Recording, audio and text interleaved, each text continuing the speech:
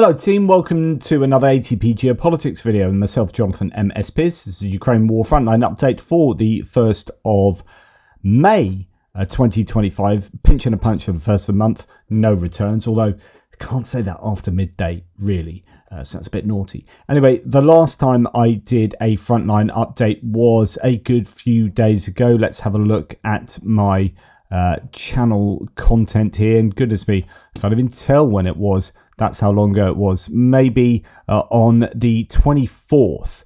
So that is a good week-long gap between the last update and this one, if I am correct there. So we should expect quite a lot of changes to the front line. And indeed, there are a lot of changes. Interesting to see so many dark blue pins. So the dark blue pins, remember, this is a map that synthesizes two mappers, pro-Russian mapper Suriyat Maps and the more objective mapper of Andriivka and his team. So Suriyat Maps often is very pro Russian MOD. They are he is very credulous of what the Russian MOD say. So they often have this very charitable approach to changing the Russian defensive line, saying that essentially according completely with what the Russian MOD have said. So they'll move their lines, and then we hear, as we so often do, these anecdotes that the Russian commanders of these units claim that they've taken certain villages, but actually haven't taken these villages, and then they have to go about trying to take them retrospectively. Anyway, the long and short of it is that Suriyat Maps often then has to rejig the lines to reflect the fact that actually they were being far too charitable to the Russians initially. This could be the case here. There are a lot of blue pins along the front line towards the southern part of the eastern direction, but actually it could just be that they aren't series of counterattacks from the Ukrainians, but actually the Russian line isn't as far forward as they once thought it was. If we start up in the Kursk area, we can see that both mappers suggest that there are some pretty significant gains for the Russians in that northernmost area. In fact, pretty much the entirety of that sector has been retaken now, and the Russians, according to Suriyat Maps, are moving south in this area of Zarechne, although there were claims that the Ukrainians had retaken some positions around there. You can see that a big difference between the two mappers. Andriivka has a Russian defensive line much further back here, where you can see this blue line existing along the border here, and then when we get to where the sort of border doglegs up there, has the Russians in control of this area of Ukrainian Sumy. But Suriyat Maps saying that the Russians have made further advances to the south. And then the admission that the Russians are largely in control of that northern one here, with the Russian defensive line slightly further back from the border, but agreeing more than previously. And then Suriyat Maps further to the south in this one around the area of the monastery, where the Ukrainians have been making some counterattacks, gaining some territory here. Well, actually, it looks like the Ukrainians have been pushed back according to both mappers. Indeed, Suriyat Maps has their Ukrainians pushed right back out of the Russian Oblast there, with the Russians controlling, according to Suriyat Maps, most of that territory.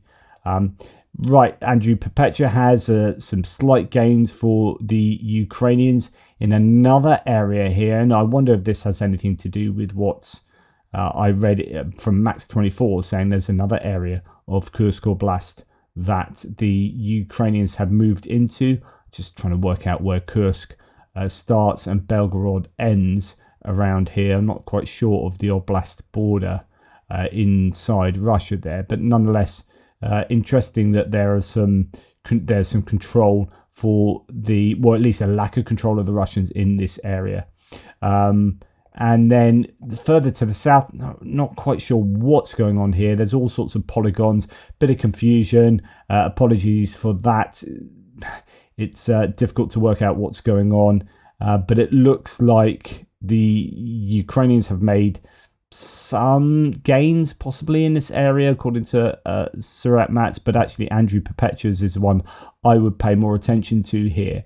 In fact, if we, I don't know, we can turn off, yeah, we can. So we can turn off Zherebets, their mapping here, and it's probably a little bit clearer. So according to Andriivka, the Russians have retaken control of the Demidovka area, and there is still a control of Popovka, or at least it's in a grey zone as far as he's concerned, control possibly for the Ukrainians there. So that is where he has it. The Russians clearly pushing the Ukrainians back in the Belgorod region. But let's bring the Zherebets lines back in there. Some retaking of area possibly further to the south in this Belgorod Oblast, where the Russians have been pushed back, now moving back to the border area. Then when we come down on the way to the Kharkiv sector, actually that's a glitch in the system. Sometimes that happens, so we'll ignore that. Okay, now we're on to the northeastern axis going down. I would normally say from Kupyansk to Kreminna, but actually we go really from the border now, where there are a few changes around Kamyanka, really close to the Ukrainian-Russian border, with both mappers suggesting that the Russians have pushed forward a little bit there. But remember, this is 7 days worth of success, if you like, so it's nothing to get too excited about if you're Russian, nothing to get too worried about if you're Ukrainian. No changes around Zarechne, around Kupyansk itself, a couple of very small areas here, small field around Kislivka that the Russians seem to have taken. And actually Andriivka claiming that the Ukrainians have pushed the Russians back in Zagryzove here, just south of the Pischany sector. So let's have a look at a few of these claims. So we're going to go first of all to Zarechne. There we are, Kupyansk direction. Ukrainians pushing the Russians back there, as according to Grayskull. So that mapping here is, well, actually both of these mappers look pretty different. So Andriivka and Zherebets looks pretty different from Grayskull there, which has broadly a flat Russian line going across there. So a flat Russian line going across here. So maybe that area there, there's a bit of a difference there, but Andriivka has that not under Russian control up there. But good news that there are some blue pins at least there. And when we come further to the south, this is going northwest of Terny. So we have the Zherebets River before we get to the Oskil River. Here's the Oskil River that goes all the way up north. The Oskil River is what has been crossed up here, north of Kupyansk. So that's the Oskil River, it comes down there. And then we have the Zherebets River that sort of goes something like that the Russians got across to take all of this land, and are now moving across further to the south in the Terny Torsk area, or Torsk is further to the south near the Zherebets forest. But we have these water features, these larger sort of lakes moving up the Zherebets River as it goes like that, and the Russians really taking quite a bit of ground to the northwest there. Andriivka agreeing, filling in a lot of the previously claimed land mass that Zherebets said that the Russians controlled, and then adding some Zherebets both north of there and west and southwest of there as well. So this is some serious movement, I think, for the Russians in that area. And this would be slightly worrying news as far as I'm concerned. There's been this, I mean, there are many places along the front lines where there's a huge difference between the two mappers, and Zherebets is very much more charitable, as I've said already, for the Russians. The Ukrainians here have been trying to hold the Russians back. There's some useful physical geography for them to help defend this area of Bilohorivka. But in this area, there's been a big difference between the two mappers, with Andriivka being much more conservative in how he sees the Russian advances there. But there has been some gain in this open chalk mine. That's what it looks like there. And to the south of that, the Russians controlling more land there than had previously been appreciated. but still a vast difference between Suryat maps and Andriivka. But I do worry about this area around Bilohorivka, because I think this is that dominoes whereby, this falls and that it becomes much easier for these other places to fall, and then Siversk is next. This is the key to the Siversk front line. But as you can see, it's just huge differences between the two mappers there, with Andriivka believing that the Russian defensive line is far, far further to the east than Suryat maps, right up and down the Siversk front line. Then when we come down to the Chasiv Yar Bakhmut area, some gains, small gains for the Russians around the Orikovo-Vasilivka area, north of Chasiv Yar. Actually, when we come into Chasiv Yar, we have some claims that the Ukrainians have taken an area near the Dnieper beach, as they call it there, has been taken back. So when we come into Chasiv Yar, you can see there's that kind of white area there. The claim is that there's that white area, that actually the Russians are not controlling land south of that sort of white area, and then even to the northwest it looks very different to what we have here. But that's to say that this whole area is not under control of the Russians. That would be significant. That's a really big difference. That's what Visionaire is saying. Chasiv Yar, Ukrainians managed to regain the territory near Dnieper beach. So yeah, no change to my mappers though. Just a little bit of a gain for the Russians south of the T0504 highway going through Stupochki, as according to Suryat maps there. Then when we come down on the way to the Pokrovsk front, we stop off at Toretsk and Niu-York. You can see that Suryat maps has the Russians north of the railway line that goes through Druzhba. You can see here there's the confluence of the railway lines around here. There's a railway line that comes south from Bakhmut area, but you also have the canal coming up here through Ozarianivka, past Kudyamivka, and going on up past, through Chasiv Yar and up to the north. Here we have the Russians taking quite a bit of ground north of the railway line, as according to Suryat maps.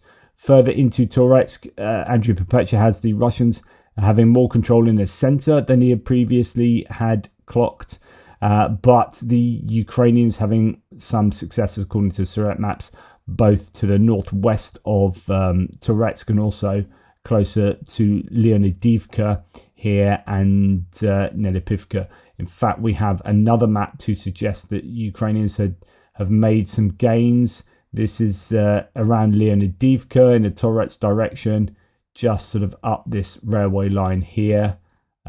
So that's in this area that the Ukrainians have pushed the Russians back, and that's been evidenced there as well by Suryat maps.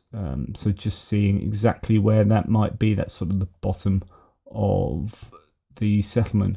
I don't know, that's much further up here actually. Interesting. We have, let's get a sense of where this is. That's Leonidivka. Just making sure, April the 30th. Yeah. So we have, yeah, I think that is much further up there. So interesting. So Andriivka has much of this area not under control of the Russians at all. So again, big difference in interpretation there, but the Ukrainians at least pushing back. And then we have some weird and wonderful potential glitches around here, some pins in the middle of nowhere, but essentially it looks a bit chaotic around Pokrovsk, where you have, or on the way towards Pokrovsk, where you have the Russians making some gains as it goes indeed right. Well, they've now gained purchase, according to Suryat maps, over some of the T0504 highway. You know, the one that came through Stupochki that we just seen, comes down here before it doglegs over to Pokrovsk. Well, it's already under fire control pretty much, this road, but Suryat maps claiming the Russians have control of that. Some real 6 of one, half a dozen of the other around here. Yelizavetivka, the Russians being pushed back there, according to Suryat maps, but taking land further to the northeast and indeed over here on the eastern side of the front there. Andriivka, not as many big changes for him, just a few little bits here and there. The Russians in control of basically this land, where before the Russian line was further to the south. And then, yeah, a few gains for the Russians around Lisivka and further to the west past Zarechne. Both mappers having some gains for the Russians around that Shevchenko village that has been the scene of some huge fighting going on there for some time. In fact, it's quite sad around here. No blue pins around the Pokrovsk area at the moment. It seems that the Russians have been able to maybe halt the Ukrainian momentum that we had seen there. And it's now a case of the Russians grinding some territorial gains back here, going down to Nadivka and then Kotelyrivka around the corner to the village of Zaporizhzhia there. I don't think I've got anything on this area particularly, but yeah, I think that's a little bit of a challenge there for the Ukrainians, having the Russians making those gains. And then when we come down further to the south on the way to Andriivka, some rejigging or changes in favour of the Ukrainians there, as some land just north of Andriivka is deemed as not under Russian control. But both mappers showing here that there are some fairly substantial gains for the Russians. Having said that, I mean, it is a week, and actually really amounts to just a fairly small number of fields. But these are pretty large fields, these big agricultural fields there. And a bit of to and fro, it appears, around the Vuhledar area west of Velika Novosilka. And that's pretty much almost the end of it. I don't know if this is anything serious here, a counterattack, or just, that's near Tokmachka, and we do have something on that. So here, the Ukrainian armed forces have cleared the southeastern outskirts of Tokmachka in the Kharkiv direction, which the Russians had temporarily entered as a result of a massive assault on April the 17th. There have been some huge assaults around here. If you look at the ISW report, which is distilled on my ATPGEO.com website, you can see that there's an awful lot of talk of motorbikes in the analysis from the ISW of what's been happening over the last day or so. A lot of attacks using motorcycles, including down in this direction, in Kharkiv direction. And this is an area, I think, around here where the Russians have lost an awful lot of kit, and it could well be around that Tokmachka area where the Ukrainians have really dented the Russians' hopes of making wide-scale territorial gains. Now, talking about Zaporizhzhia, and really, yep, there's a lot of pins on this map, but essentially it is a case of the Russians grinding on and getting attrited fairly substantially. We have, war might never change, but logistical situations do. A bit of writer's block delayed me, said Zodiac41. Writing this, however, with rumours of Russian commanders being told to storm Dnipro by May the 9th, it's time to look at how unrealistic this is. So you've got Dnipro over here, and you're thinking, okay, they're not going to storm Dnipro, but is this about Dnipropetrovsk, the Oblast, which is just here, so not too far away at all? It's really worrying that the Russians might be able to inch their way into yet another oblast. So anyway, let's just go into this thread. So Zaporizhzhia is a completely different ball game from what it was in early 2024. The total forces there have nearly been cut in half. Many moved to Kursk and other areas of the front. In 2024, the Russians had 75 units of various sizes and strength, and as of now, it is down to 46. This means their logistical needs, but also what they're capable of, is much less. As a reminder, my numbers will look at the theoretical max that they could have, then bring that number to reality based on known factors.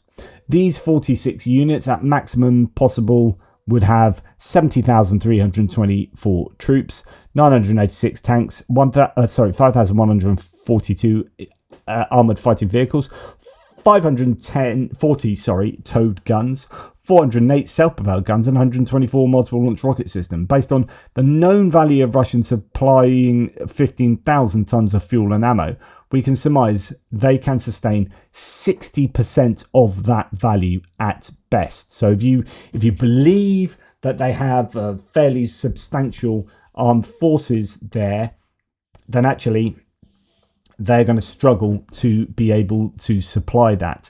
70,000 troops would also require 20 litres of water each per day, for a total of 1,406,480 litres per day needed to sustain the troops properly. They would also require 161.7 tonnes of small arms ammunition per day. Tanks and AFVs is where the bulk of their logistics get needed. A force this size needs 986 tanks, requiring 1,268.9 tonnes of ammunition and 946.56 tonnes of diesel fuel. This is based off using the T-72B3 as our medium average tank. So 5,142 AFVs using the BMP-2 as our medium for simplicity would need 982.4 tonnes of ammunition for a full combat load on all vehicles, as well as 1,900.48 tonnes of diesel fuel to fill every vehicle unit. Okay.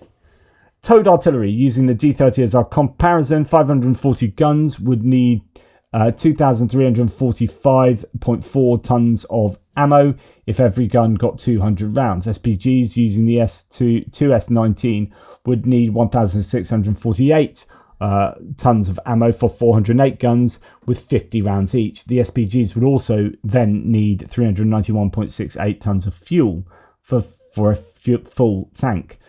Using the BM-21 as our base for multiple launch rocket systems, 124 of them would need 347.2 tonnes of ammunition, and every vehicle to have a full salvo of 40 rockets.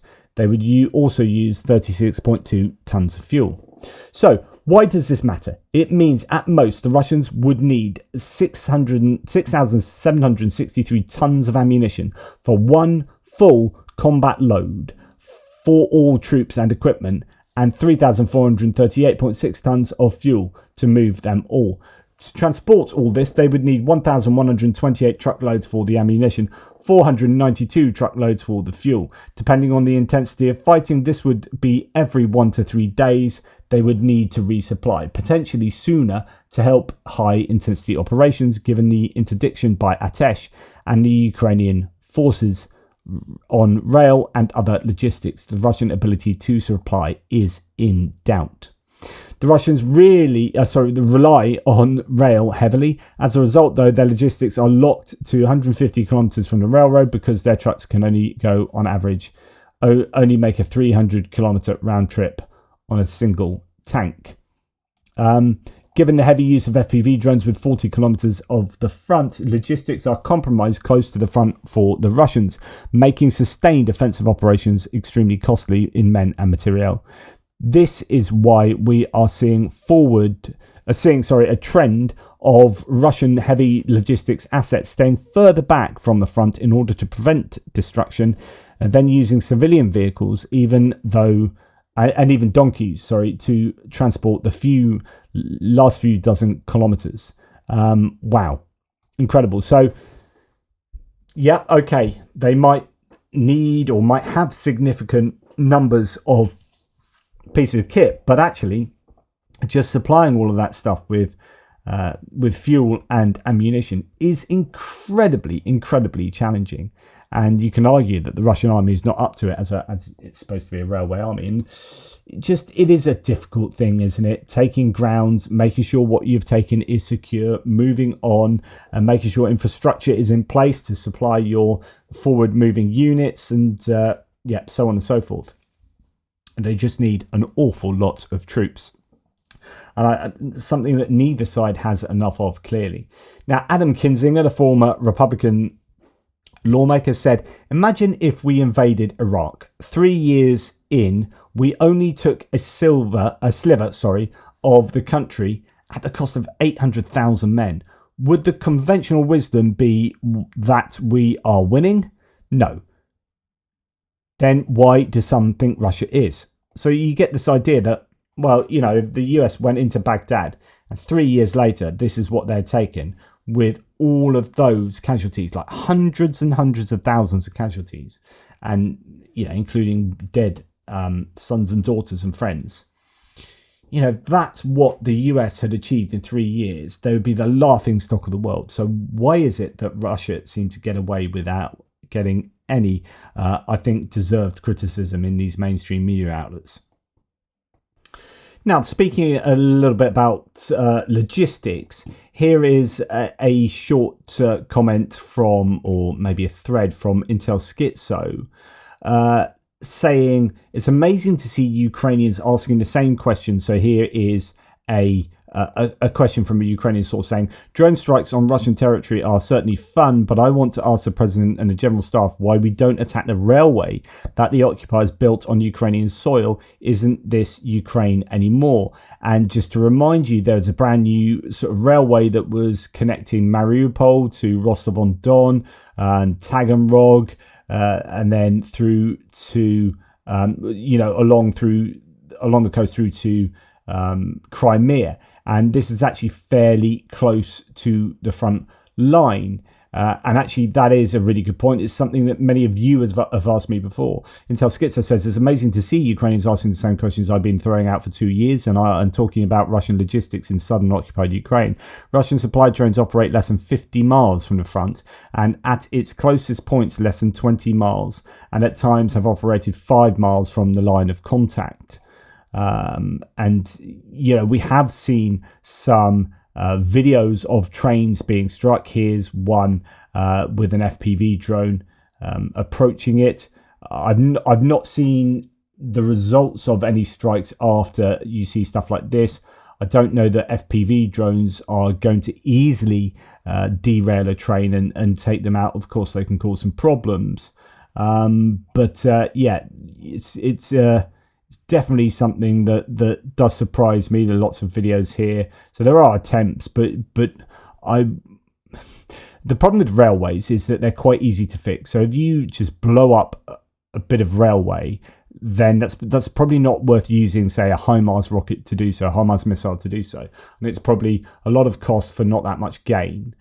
What you'd want to do is take out, say, a whole train full of carts pulling, carts full of oil. If you can do that, sort of like we saw blown up on the Kerch Bridge, that's when you're going to damage a lot of track and actually have this whole train stuck there that's going to cause that railway not to be able to be used for a long time.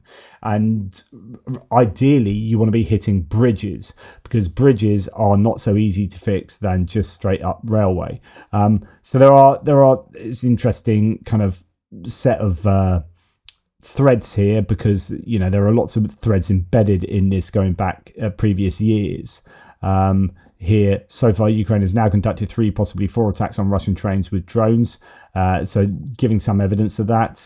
And then back on March the 15th, about effing time, this rail yard 15 miles from the Ukrainian border, it's a primary node of moving supplies to Russian forces from the international border all the way down the Kupyansk sector. Russian military logistics go from Vuhledar to Luhansk to Severodonetsk, which is about 200 miles by rail. If Russia takes Kupyansk, they will be able to go from Vuhledar to Kupyansk to Severodonetsk to Bakhmut to Donetsk. That's roughly 176 miles, which is 30 miles shorter than the current route. 30 miles saved one way, or 60 miles round trip saved, comes out to 21,900 miles less per year per train.